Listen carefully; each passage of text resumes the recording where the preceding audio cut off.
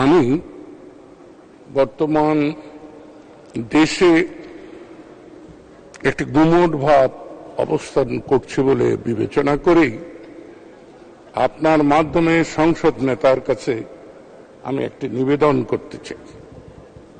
আজকে তরুণ মনে অস্থিরতা, জনমনে বিপন্ন একটি ভাব রয়েছে।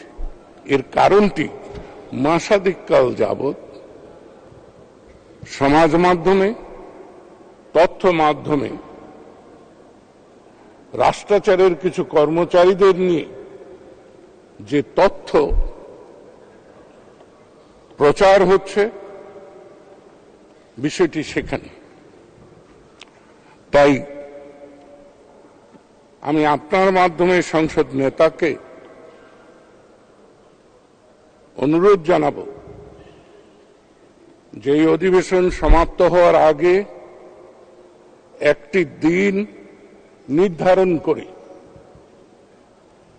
এই বিষয়গুলো নিয়ে খোলামেলা একটি আলোচনার ব্যবস্থা উনি যদি করেন, তাহলে বিষয়টা সমগ্র জাতি জানতে পারবে। এবং অনেক ভুল তথ্য হচ্ছে, অনেক উস্কানিমূলক কাজ হচ্ছে, সে বিষয়টাও এই সংসদ থেকে দেশবাসীকে জানানো সম্ভব হবে। এবং রাষ্ট্র পরিচালনে অবশ্যই অনেকগুলো দুর্বলতা তো রয়েই গিয়েছে, কারণ আমরা উপনিবেশিক শাসনের উত্তরাধিকার, আমরা সামরিক শাসনের আবর্জনাকে ঘাড়ে নিয়ে, কাঁধে নিয়ে স্বাধীনতা এবং গণতন্ত্রের লড়াইয়ে সংগ্রামরত। আমাদের যে উত্তরাধিকার, আমাদের রাষ্ট্রাচারের যে কর্মচারী, তাদের যে প্রশিক্ষণ, তাদের যে মনোভঙ্গি, সেটাও কিন্তু আমাদের শিক্ষা ব্যবস্থায়।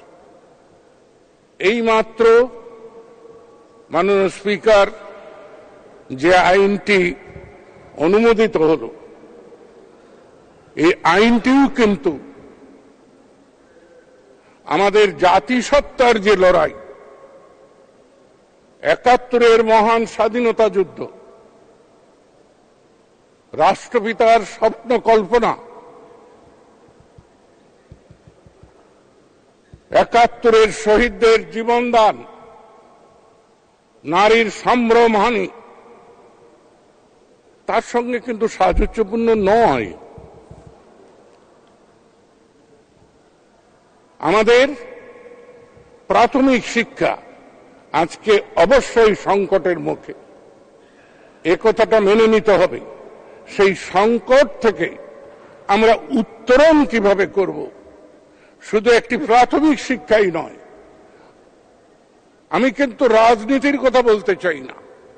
রাজনীতি তখনই কার্যকর হবে যখন সমাজনীতি একটি সুস্থ পরিবেশ পাবে। আজকের যুগে ডিজিটাল পৃথিবীতে আমরা যেখানে চৌকস হতে চাচ্ছি, আমরা কজন চৌকস হচ্ছি, আমরা কজন ডিজিটাল হচ্ছি? আর আমরা যারা ডিজিটাল হচ্ছি, তারাও কিন্তু বিকৃত ডিজিটাল হচ্ছি অধিক সংখ্যক। অতএব এইসব নিয়ে আমি বিবেচনা করি যে মাননীয় সংসদ নেতা একটি পূর্ণাঙ্গ আলোচনার যদি ব্যবস্থা করেন, এবং এটাই হলো উপযুক্ত জায়গা, এটাই হলো বাংলাদেশের 18 কোটি লোকের প্রতিনিধিত্বকারী জায়গা।